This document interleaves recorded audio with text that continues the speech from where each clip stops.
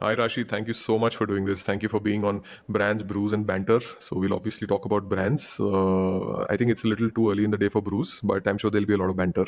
Yeah, Uh, thanks so for having me. so thanks for doing this. So Rashi, I'm sure folks know, and even before clicking on the episode, people have stalked you on LinkedIn and they've seen what you've kind of done throughout your career. So I won't go through a long introduction, but when I was finding my feet in marketing is when you were already CMO. So I think that says a lot. And so you've been leading the marketing function for a while. So that's what people tuning in would really get a lot of value on. So I would just want to start up hot and just talk about, since you have experience in kind of building a lot of what I believe 10-20 years ago was the traditional route of building a marketing career, right? And you go for the best FMCG that you can find. You go for diverse brands, work with the best agencies, work with the best brands, and kind of go on from there and there. And then I think that's a large part of your trajectory. But I do see a lot of non-traditional things that you've done in your career, and the most recent one kind of moving from there to consumer tech. So I just want to get how you're thinking and how the worlds are different. And for somebody who's just starting out, is there more than one way of kind of reaching where one wants to reach? I think I think I just got lucky. And if you had asked me 25 years ago, what's your ambition, what's your aspiration, I wouldn't have known anything. I just remember my earliest memories when I used to play with dolls. I used to always imagine myself as a single working woman with a baby. Why single? I have no idea why, but but I never ever imagined Hmm, not being a working woman is the point. hmm, hmm, And so therefore it was really no question that I will have a job. hmm, The first job really happened.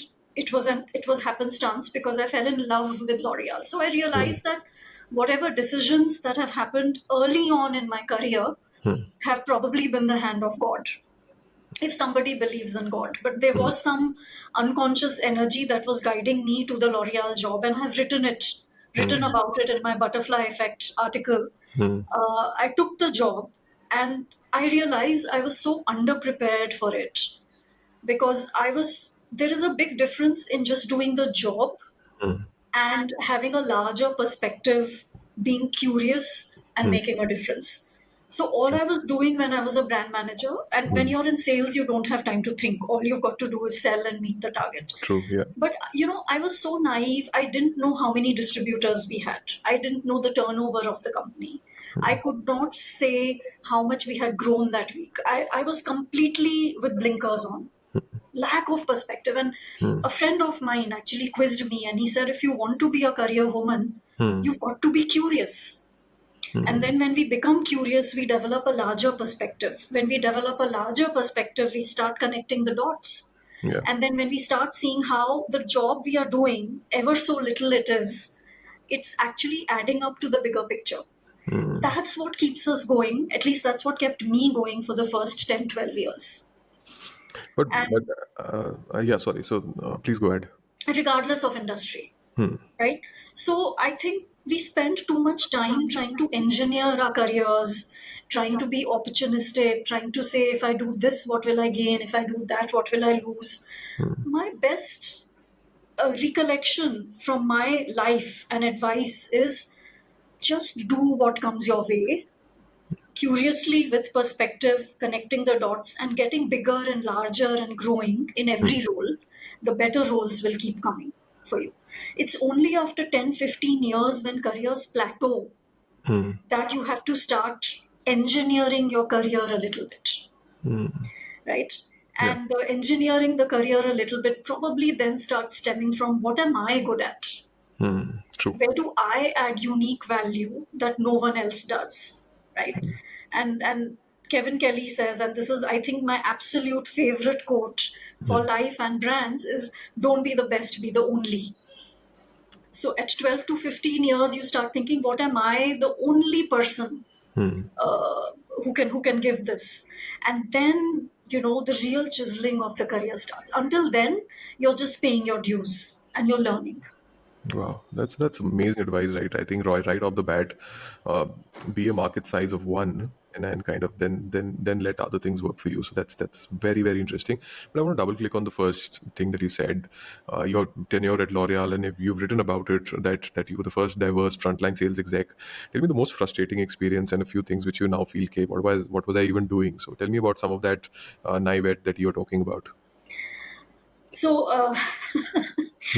I I really think that the best training is on the job, because you can't be taught sales. And there are so many things which we are taught by parents in school. Says you need to be honest, you need Hmm. to show courage, and for selling you need to first build a relationship. Hmm. It's good to hear. And in college they used to tell us you've got to internalize what you learn, you've got to internalize. And I used to think, what does this internalizing mean? Hmm. And in sales, I learned that, oh, this is what building a relationship means. And I don't know jack shit about it. Hmm. Right? Because FMCG sales is designed to push product Yeah. far beyond offtakes. So if a guy can sell 12 creams in a week, you make sure he buys 36, right? And you buy yourself a drink if he buys 48.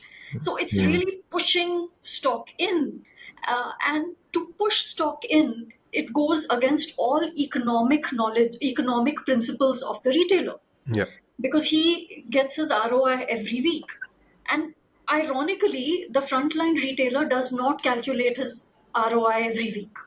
We as MBAs think he does, Hmm. right? So therefore, it's actually quite easy in a country like ours, where offline sales is not as systematized as a modern trade is, or as a Walmart will be, or a Costco will be. Hmm. So, but I just, as a woman, as a 23-year-old woman who spoke mainly English, speaking to 60-year-old retailers who spoke mainly Hindi, Which geography though? South Delhi, So Delhi. it Okay, was still. a soft landing. See, It was, if people say that people sitting in Darbhanga district and then like being so up, you were in a better position yeah, than it was many. a very soft landing, but even there it was so difficult for me. That's the point, right? Give me one experience of some retailer who said, the madam or mal nahi chahiye. Matlab, give me that kind of an instance. I'm sure there would have been many. Every retailer said that. and and actually the biggest response I used to get was, people used to say, oh bichari bade, she must have fallen onto very bad times ki wo ye kaam kar rahi hai. Because so I got a lot of sympathy that maybe she's an orphan, Yeah. maybe she needs to do this to earn a living. So, And so I used to get a very bichari kind of so be very honest. I'm experience. sure you played into this to get your to get your I orders was done. not smart enough to play into it. Opportunity lost. Opportunity lost. And in L'Oreal, when you do sales, you Hmm. have to dust the shelf yourself. Yeah. So there is no separate merchandiser. Hmm. You have to dust the shelf, you have to dust the products because they are premium, Hmm. count them, and then get the order placed. So we were trained to do things like that. And and just the act of doing that. So culturally in India, जो dusting करता है वो तो servant है. True. और ये तो अकेली लड़की है, she's the first sales girl we've ever seen, so she must have really fallen onto hard times. So I think I got a lot of sympathy orders. I didn't have to play up to it. People themselves think, चलो इसकी नौकरी बचा लेते हैं, इसे order दे लेते हैं. And what worked against me was not realizing the economics. So a retailer will maximize that order. So if he's placing an order for 500 rupees, he will try and get two products free. That's, let's say, a 33% margin for him. He's Hmm. set, right? And for the first 3 or 4 months, I never gave schemes, because I was this naive marketer who used to Hmm. think, Array, if I give scheme, I will cheapen my brand. But I realized much later that giving schemes is part of the flywheel. You have to give the schemes, and then the sale used to go started happening. So Hmm. the other thing I learned was, there are three kinds of retailers. And my manager taught me that. The first one is money, only money. So Hmm. you only work with a scheme there. The second one is image. So he wants to be the best retailer in that market. Hmm. So you promise him a big window. You tell him that आपकी front change करा देंगे, आपका name plate लगवा देंगे. तो Hmm. he wants that image. You have to Hmm. massage his ego. And I think I forget the third one. I think the third one was the innovative one. So you always brought him the new, innovative, best idea first. So Very cool. But most of them fall in the first bracket. I think so. I think so. I think that's really good advice. The first thing is if you're in an FMCG, and then of course most of folks will not be lucky to land up in South Delhi, but so I think the big growth hack there is bichara ban ke rehna. So I think that's what a lot of folks should. But I'm sure by the end you came out all guns blazing, considering that eventually, and L'Oreal also had that journey at that point in time, right? And I think playing hair colors and shampoos, very tough categories, considering not a traditional part of the Indian regiment. So I'm sure it would have been not very easy as you're sounding it to be. But I have a bone to pick with you. I think the second after that you moved on to, and that's, I think, that's been an earworm for many people across many years. You were a part of the team that put out "Kya aap close up karte hain," Yes. and I can still hear that annoying voice in my ear while I'm saying it. So first of all, props to that, and tell us about the journey, because I understand that Close Up was going through many years of decline, and then suddenly the fortunes of the brand turned. What was it in that campaign and bunch of other initiatives that were taken that kind of led to this day and night thing? And I'm sure when this campaign was being planned, there's a lot of resistance you would have felt internally, considering where the brand was before that. So just take me through some stories of that time. Actually, getting the campaign out was easy, and I cannot take credit for it at all. I was just part of the team that was working on it, and my managers played a big role. But let me tell you the story. So, Close Up was a very interesting story where the brand was started, as you know, in 1975, giving fresh breath white teeth for couples to get up close. So, up close up confidence. Yeah. Over time, it became known as literally the brand with no teeth because Colgate became stronger on strong teeth. Pepsodent entered with a germy check promise. So consumers started thinking, "Arey, isme to kuch dum hi nahi hai. This only gives me fresh breath, white teeth." And culturally, this was in 2003, 2002, 2003.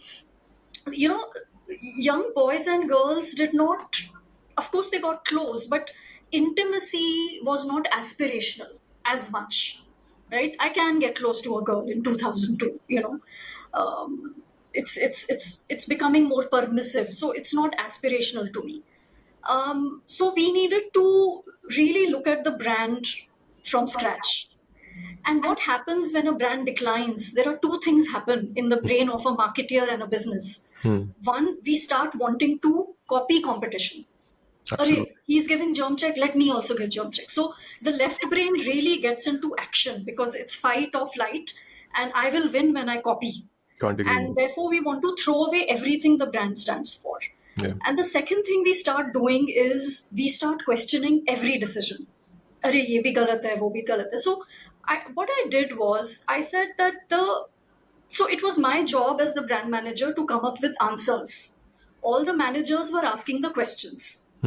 So what I did was I spoke to my R&D department and I got them to make 10, 16 different kinds of toothpastes.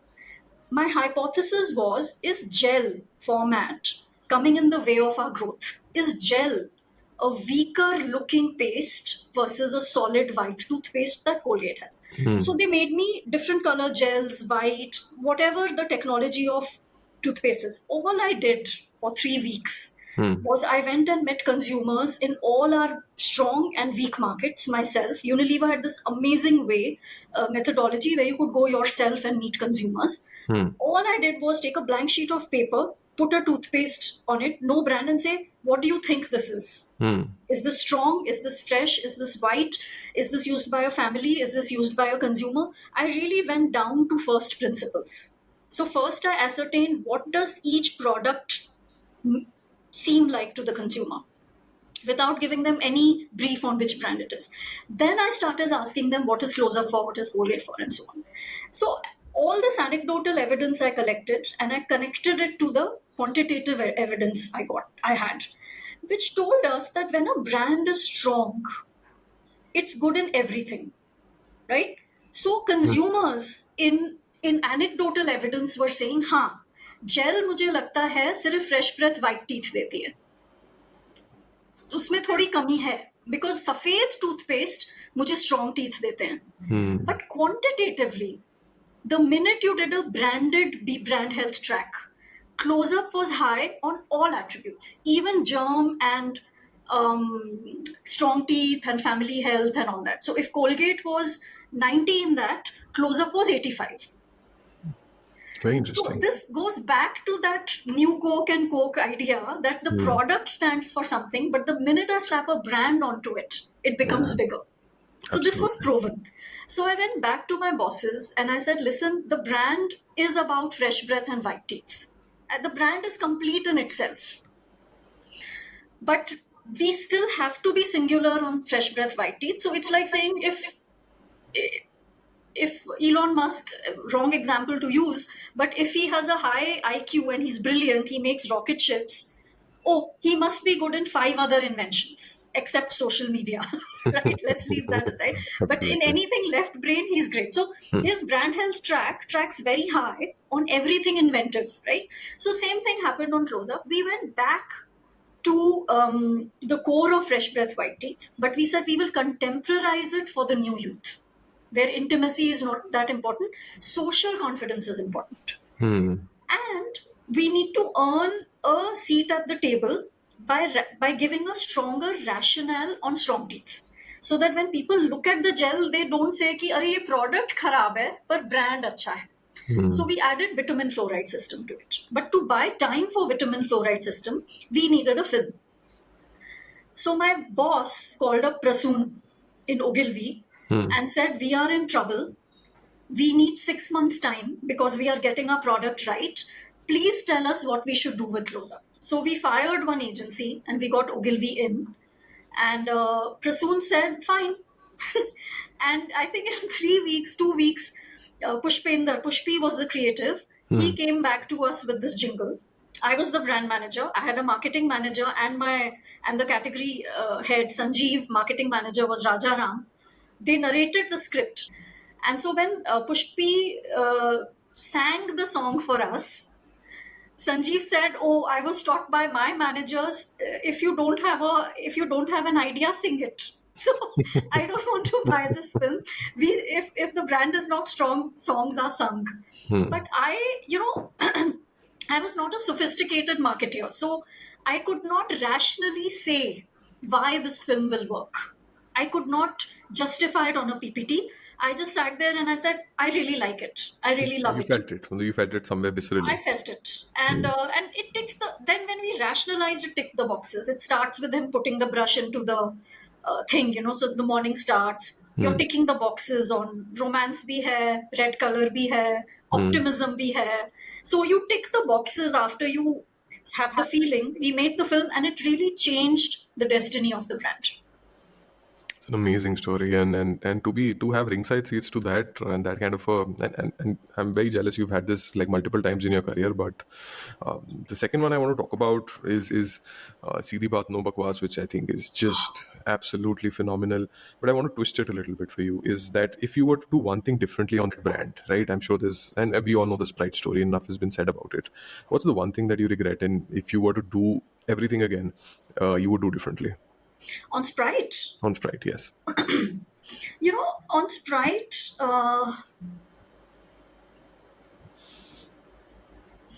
I don't think if it's I don't know if it's a regret, but I think we should have taken Seedhi Baat No Bakwas and made it even bigger. I think maybe we didn't because our window was so tiny. It was just 3 months. I think we could have taken it to the consumer and made it. It didn't sit on the tongue. It didn't become a meme. It didn't.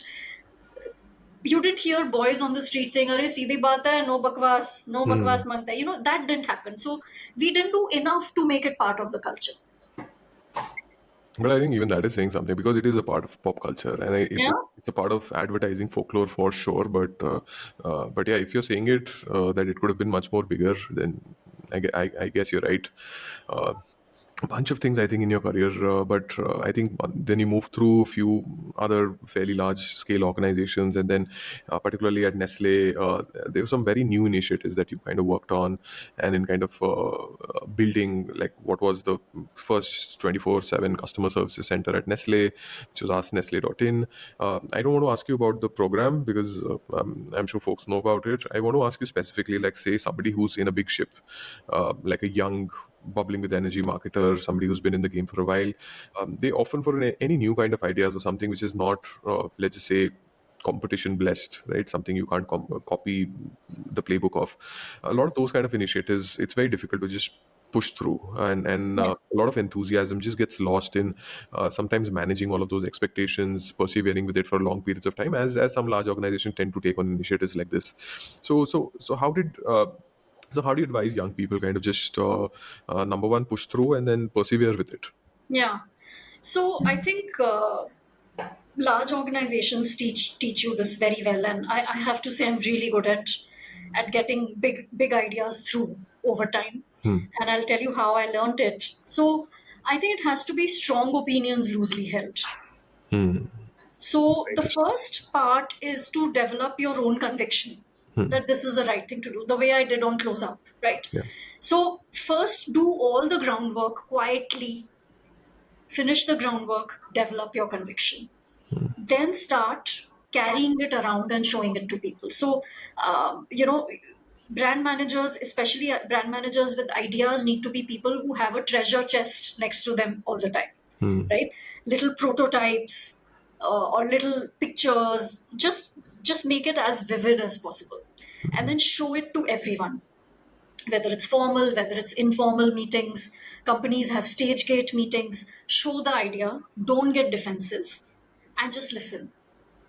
It will do two things. People will think you're listening to them, which you are, Hmm. and you're noting their feedback. Then, whatever feedback you think needs to be incorporated, incorporate it. And of course, the higher the salary of the person giving the feedback, you have to incorporate the feedback. Argue your point, but over time, you will see it may take 6 months, but your initial idea will morph and grow and become better and more successful, right? Because all of this feedback you're getting from the ecosystem is wisdom, 1,000 years of wisdom, right? Yeah. But the nub of the idea you need to protect, and then Very you cool. compromise on everything else, or you morph everything else. Hmm. Like Ryan Holiday says, the obstacle is the way, and oftentimes I found Absolutely. when I embrace the obstacle, I am able to come up with a better solution. So Ask Nestle took a lot of time. I think it took more than a year of collecting data, collecting anecdotes, developing my own conviction.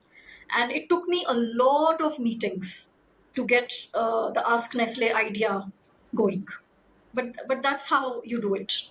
Very cool. So it starts with conviction and obstacle being the way. Very interesting, and uh, I think that's something which a lot of young folks feel, that it's very easy to just come in and just say, "Hey, it's not the right company for me. My boss is not cooperative, or budget nahi hai, or a bunch of other things." Right? But Yeah. I'm sure for the right idea presented at the right time with everything else, I'm sure there's a lot of luck also which plays a part. I'm sure there's always money for an idea. There's money for opportunities always out there, pretty much always out there. So that really helps. I want to connect back to the first question that I asked, and I think I want to spend some more time on it. Right, how marketing would operate, say, in a traditional FMCG setup versus how a lot of tech marketing is kind of working. So just I want to get what are the things that you're observing, and just kind of look into the crystal ball and just tell us what are things that are likely to stay the same and things that are likely to change. So I think tech marketing is in danger. I think That's a statement. yeah, I think it's really in danger. Right. And let me tell you why I think that. So in FMCG, the marketeer runs the business. So in every industry there is one function that the business pivots on, right? So in Mhm. FMCG, it's marketing. Yeah. So the product manager equivalent in FMCG is the R&D team, Yeah. right? So the challenge for the FMCG marketeer is that marketing is getting fragmented at the agency's end. and this person is by force becoming a coordinator, right? Do I make a film? Do I make reels? Do I do influencer activity? Do I get a new product out? Do I get the PNL right? Do I cut cost? So there is a lot of fragmentation of marketing on the communication side, and these people are struggling with the workload, and they're struggling because they don't have the training of building a brand in a fragmented media world. Yeah.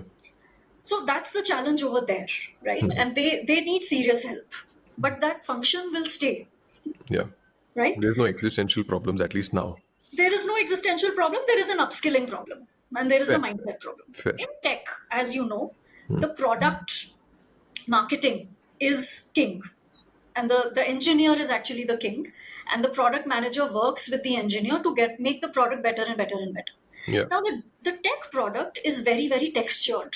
So I go on the Amazon website, I can spend 5 hours on it, discovering new things and playing with it, or watching mini TV on it. But it use of the product gets me bonded to the product.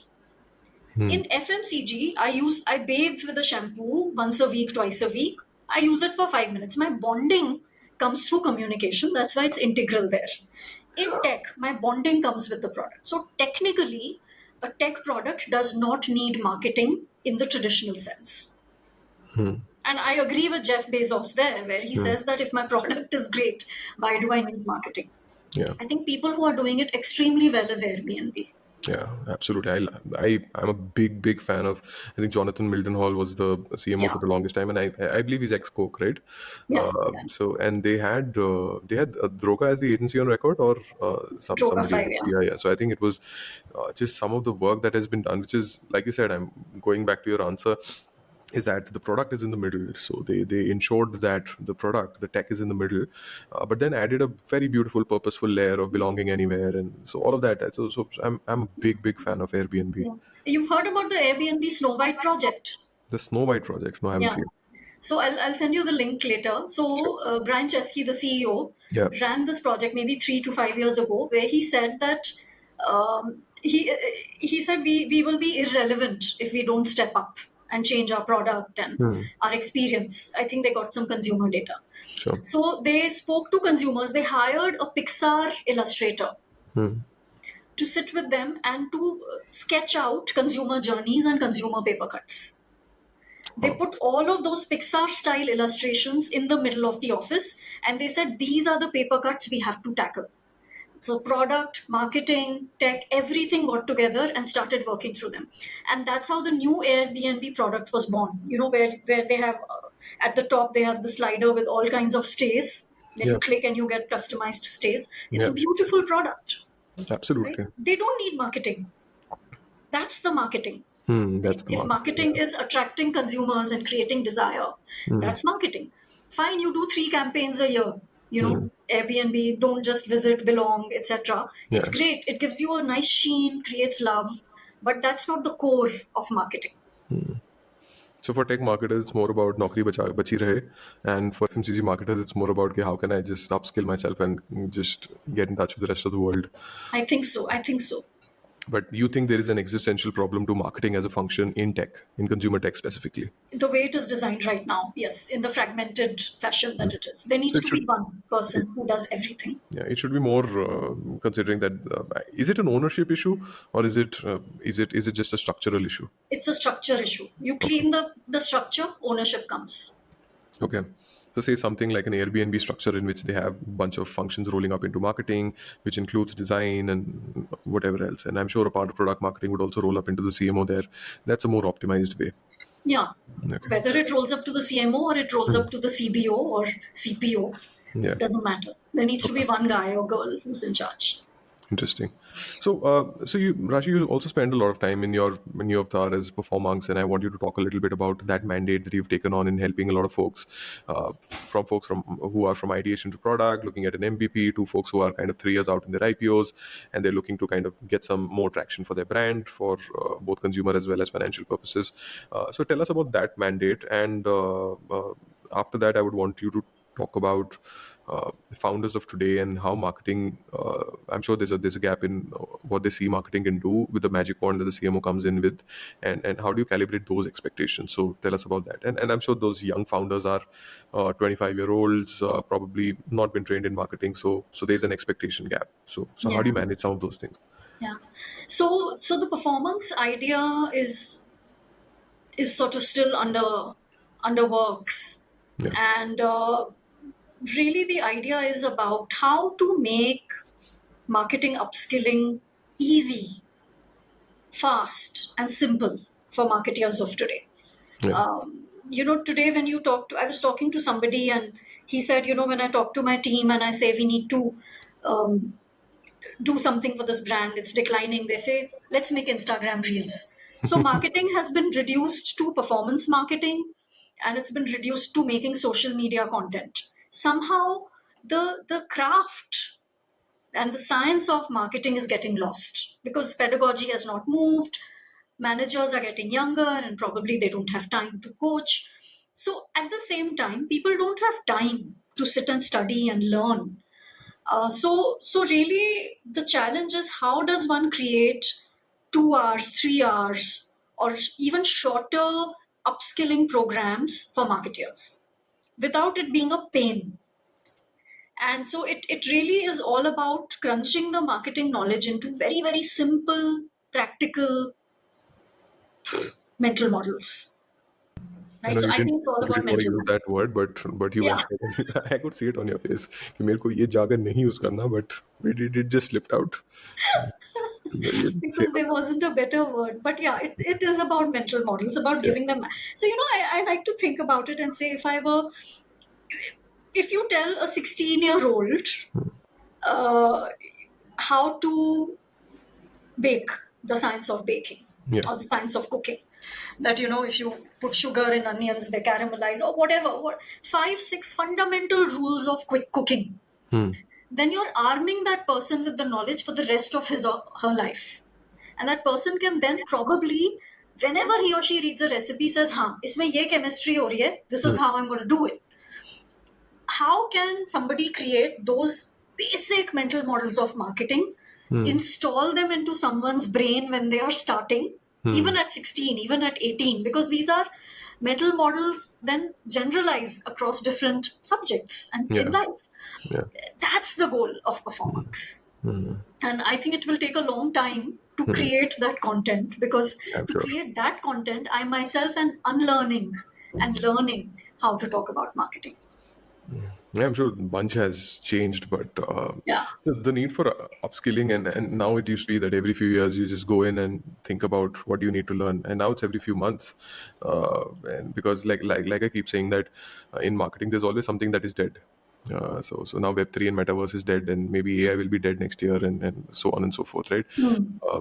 Tell me about those some marketing buzzwords like abhi AI chal raha hai. So what's the marketing buzzword you feel like you want to banish it to the depths of hell so that it never comes back? And you can't say mental models. Purpose. Purpose. Arey. Let's do purpose. Yeah, purpose वाला campaign करते हैं. Purpose wala karte Yeah. hain. It has to be a 2 to 3 minute film. Yeah. Why does it have to be a 2 to 3 minute film? Nobody knows. Nobody knows, because storytelling can't be done like that. No, Yeah. takes time. Tell That's me what what. the ad agencies say. Tell me about some purpose campaign or something that you saw that was some TMT Saria brand talking about like you Ah, getting the best out of yourself, or like some purpose driven stuff, or any other campaign that you recently saw which was like kisko approve kisne kiya hai? Like who had the guts to approve this and put this on air, something that you the really irony is that I don't watch TV, so I yeah, don't. I'm sure advertisers are getting to you on Spotify, on Instagram, or wherever else you spend your time on. Uh, Something that really disliked. You have to be very candid. You can't give a diplomatic answer कि सब सही होता है. Nothing's coming to my mind. It will come to me. I'll tell you. I'll tell you if But tell it me comes. something you really liked recently. Like, and recent can be like even the past couple of years. Something that you felt, wow, Indian international brand, something in tech. Wow, I recently saw an Uber ad. Hmm. Uber Auto, I think it was. Yeah. So I forgot the story, but I really liked it when I saw it. Yeah, Uber has been putting out some good stuff, right? I Yeah, think I think Uber considering that like nobody wants the Uber CMO's job, right? Because everybody is the moment anybody has a bad experience, they'll go online and they'll basically trash your brand. So nobody wants that ORM, reputation management, social media job. And I don't know, how do you manage equity scores when basically the only time folks interact with your brand is when they have a detracting experience.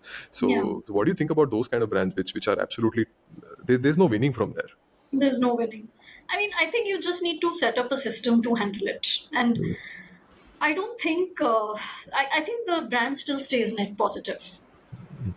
Okay. Otherwise, see, we continue to use Uber, we continue to berate it, but we use it. And we'll probably give it decent scores as well on the brand Sure. when we look at what they do. So I think it's way more complex than that. I mean, when I was in Nestle, we were running the consumer engagement center, and food also faces some sort of backlash in social media. I'm sure. But we handled it immediately. So the trick with ORM is to handle it immediately and politely, gracefully, and all those rules. But it goes away. It's like you complaining to your mom and saying, "Aaj khana acha nahi banaya. Tumhe yahi dal mili thi fir se." So I think it's a bit like that with brands and consumers complaining. Yeah, that's a Unless really it's interesting analogy. yeah. Uh, Tell me about this is new, I think, blogger. I'm sure you would have passed across his work. This is a guy called Food Farmer. I don't know if you follow Hmm. him. Hmm. So I think that guy is like the public enemy number one in the FMCG world for some reason. And he's been putting out a lot of content on sugar content and mango pulp in brands like Maza Yeah. and stuff like that. So since you brought up ORM, how do you deal with stuff like this? Like, do you get this guy kidnapped, or what are the other ways of doing it? I think what most companies do is that they ignore. And let's say if he's talking about a certain brand, then the company needs to publish a parallel statement giving the facts and leave it at that. If you sue him, you try and give an injunction, you're just fueling the fire. Yeah, You just have to manage your how do you manage your reputation if somebody in your company talks trash about you? yeah, absolutely. You speak to the people who matter and you say, Hmm. hey, these are the facts, then you Hmm. leave it. So I think one of the FMCG majors did file a case against him, and they got that content removed, it and backfired for him, it for them. it would 100% backfire. I don't know who approved that legal Yeah. case against him, but I think it was Maggie which probably sent out a statement in saying that, hey, we accept that we can do a lot better on how our product ingredients are doing and stuff like that. And I thought that was amazing, right? Yeah. That a brand with the heritage of Maggie, like I'm sure it was them, that's saying that, hey, we've been a part of your lives for the longest time, and we continue to be, but we'll keep evolving, and we realize we could have done better, and we'll get back with a plan on how we can be better, Yes. which I think is the right way of handling it, right? Yes. And which is this is the new age innovators dilemma for food and beverage, right? So consumers complain that your food has sugar or fat, Yeah, but then you remove the sugar and consumers don't want it, because it right? tastes bad. It tastes bad. Yeah, I think it's like for some generation, maida was the enemy for some reason, and so maida enemy tha, abhi sugar enemy hai, and then it'll Yeah. be palm oil or something else, and it's Yeah. just And newer it's things. not stopped us from eating gulab jamun. It hasn't. Yeah, it hasn't.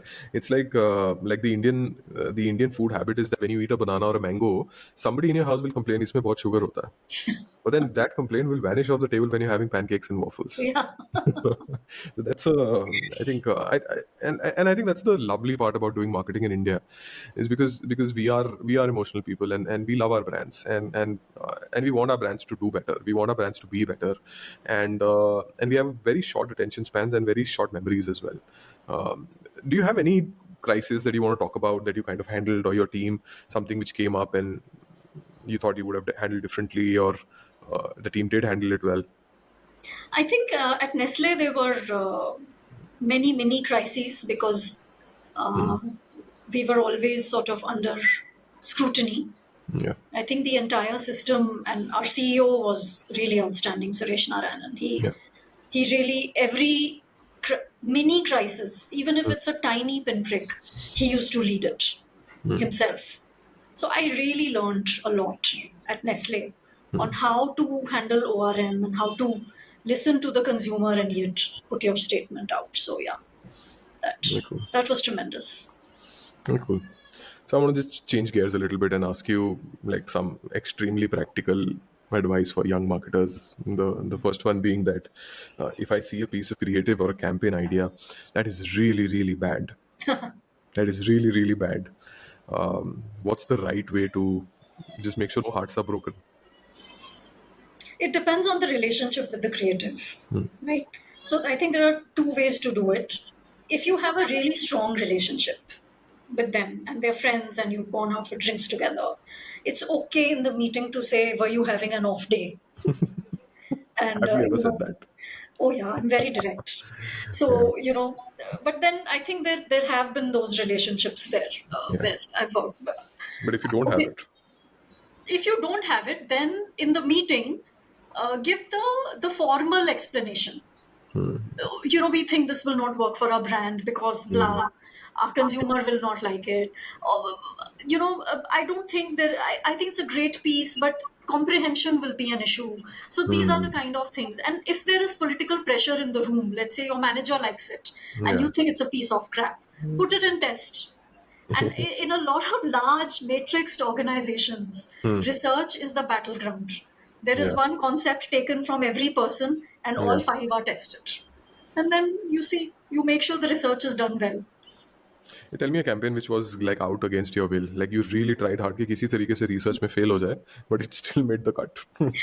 So in Unilever, I was Yeah, on Lux yeah. Personal Wash. I was regional manager for Asia, and there was a team, a new global team. And it was a new way of working where the global team will make communication for all the world. Yeah.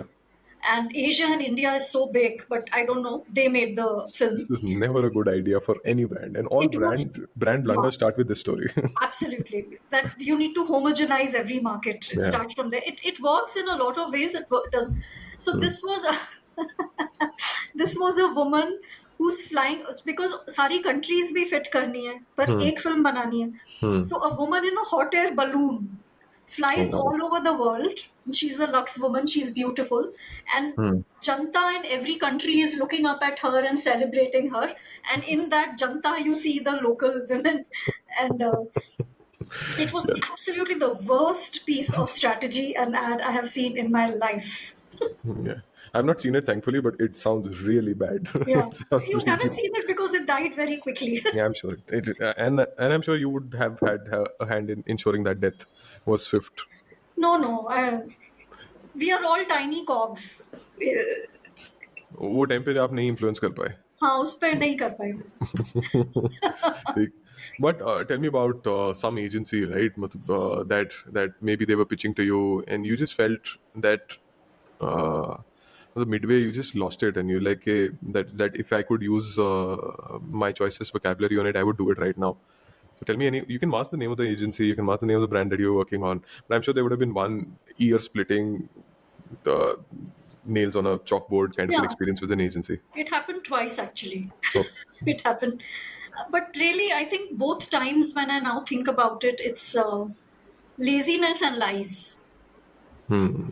So, one agency brought a script that was completely not on brief. It was so bizarre. Uh, it was as if they wrote it there and narrated it. It was really bad. And yeah, so there I'm was a sure you huge blowback from my side. I'm So sure you yeah. didn't say that. Are you having an off day? I'm sure you said something else. No, I said much worse. I What was said it? much worse. I What was it can't if say you it here. remember? चलो ठीक है. अभी explicit flag नहीं है तो we'll be okay. uh, cool. So I want to get another. I think I really wanted to talk about on Performance, and I keep reading about a lot of the content that you put out there. Like I said, it's a great way of just giving some of those capsules back to the community. I want to talk about the influencer marketing one, right? Because, like I said, there's a lot of hogwash which kind of gets paraded as influencer marketing, and I see that they are brands who have really figured it out, and they are brands who are trying to figure it out but are losing a lot of money. But then there's a third kind of brands who are still thinking and kind of turning up at conferences and saying that influencer marketing is the future. No, it was the past. So So tell me about how are you thinking about it, right? What do you think, and what have been good and bad experiences with influencers? I don't think we've had very bad experiences with influencers, but I think there are two ways to use influencers. But let's go back to first principles, right? What is Yeah. influencer marketing? In a day and age where all of us are consuming social media, there are some people whose content we want to consume more because it resonates in some way. Either it entertains us or it educates us, or we just like to watch it. We Hmm. don't know why. Yeah. Hmm. Those people become influencers. Right? It's self-selection. You don't skip, you watch. Hmm. That person becomes an influencer, he or she acquires currency. Now, marketers can approach it in two ways. One is systematically every campaign I will do so many influencers, I will give them so much control I will keep with myself. This is how I will engineer the campaign. I will develop some metric to measure how it works for my brand equity or for my sales. In a digital brand it's easy to measure attribution in sales, right? So it's a systematic approach, which is where I was saying it's getting fragmented. So some brand managers may say मैं TV करूंगा, Facebook करूंगा, influencer करूंगा. The other way to do it is to partner with them Hmm. and pick the best influencers, or to pick 1,000 influencers and give them a mission vision. So like in Lakme, we used to meet our beauty advisors. They were influencers, right? They were Hmm. offline influencers who taught women how to do makeup. So Yeah. you do influencer meets, you teach them, you work with them, you share your vision with them, make them your Hmm. partners. The third way is you be tactical and opportunistic, right? And that's where the marketer has to be really really smart. So I'll tell you Hmm. how we used it opportunistically on a Hmm. food brand that I was handling for Nestle. During COVID, YouTube recipes started soaring, especially the second COVID in 21. And home chefs channels started seeing 1 billion views a month. And YouTube came and told us this. 1 billion views only in India, mind you. Repeat, right? So we said, ye to karna hai. Within 2-3 weeks, maybe less, we put an ad on these influencer channels of Maggie. Short, maybe we did 6 seconds, I don't remember. And we spoke to all of them through YouTube and said, cook Maggie.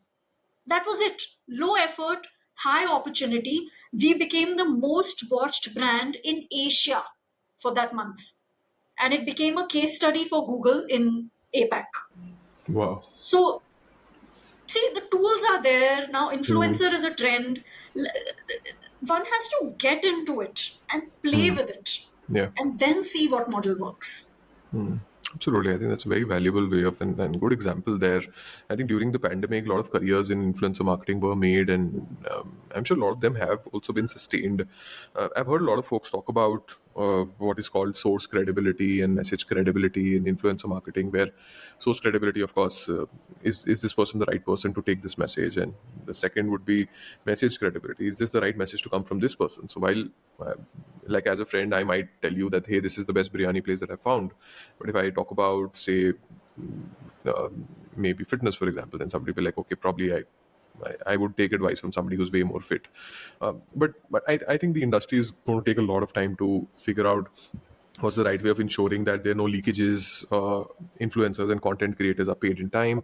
They have the right opportunities to be surfaced, and putting the consumer at the center of it. That the customer feels uh, that I'm getting content which I signed up for, which is entertaining, informing, educating, inspiring, whatever else. But it's also introducing me to new brands. So that's the value that I'm getting, rather than this being an annoyance between 5 posts of the influencer that is content that I'm used to watching, with one brand post which I just ignore. So I think the brands would have to find a way which kind of coexists in that stream of content. Yes, absolutely. So, wrapping up, I want to talk about, I think, one thing, and just one very interesting thing. You went for the Sloan Fellows program at a certain point in your career. A lot of folks who would be listening to this would be people who've been now working for a decade or so, who feel that while they've been learning, a lot of folks are looking for a certain pivot or a certain recalibration to what they want, what they're looking ahead, and how the road looks ahead henceforth. So, tell me, at that point in time, out of B school, say 10 odd years out of B school, what were you thinking? What was that experience like? And how would you suggest people, like, is that the experience which they could seek out, or are there other ways in which also they could reach this similar kind of an objective? Hmm. So, as you know, to get ahead in our careers, we have to have an MBA. Good or bad, I mean, this is how corporate has been designed. And we can do a whole other podcast on just academics, but MBA is needed. Now, when and why should you go in for a second MBA? Okay. If you genuinely want to learn and expand your horizons, and that's why I went, because I always felt that I had missed out because I had not studied abroad. And when I was growing up, when I was younger, it wasn't even in my consideration set that I can do my first MBA abroad.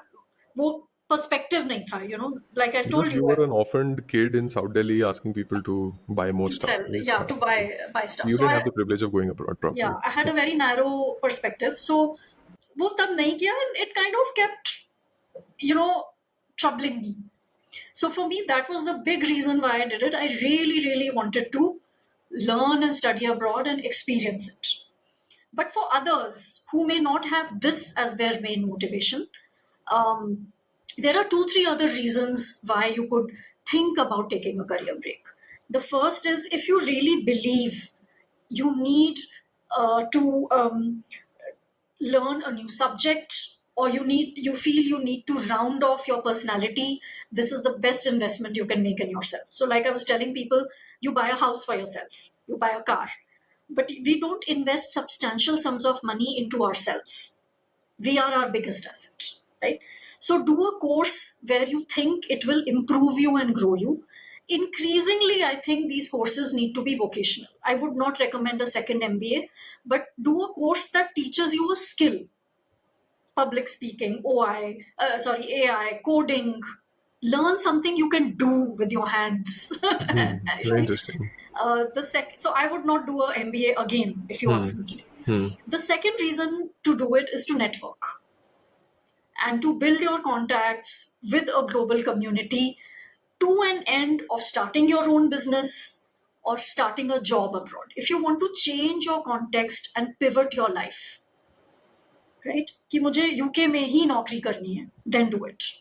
Or I want to start a business in AI, and US is the best place to do that. So I will go and study there, create contacts, and build a business. Yeah. That kind of stuff is why you should do MBA. But if not, if that option is not available to folks, or the opportunity cost is way too high, then you suggest finding out vocational and more targeted, intentional programs which help you in AI, in speaking, in comms, or probably the stuff that you are looking to now put out to the marketing community, probably stuff like that which Yes. helps you upskill as a marketer. Yes. And the advice I would give to people even before they go in for a vocational course is to decide, what are you all about. So we do a lot of thinking on our brand. My brand is here today. This is my vision for the brand. This is how I'll bridge the gap. Let's do it for ourselves.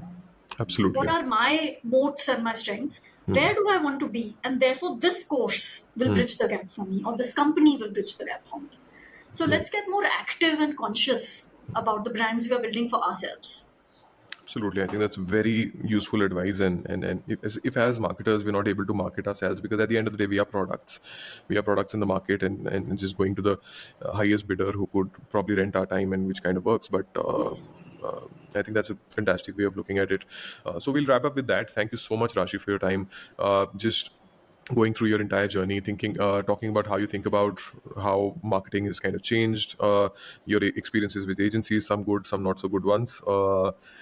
Absolutely thrilled to have you here, and thank you for being unconstrained, and thank you for coming on the show. Thank you for having me. I enjoyed it. Thank you, Rashi.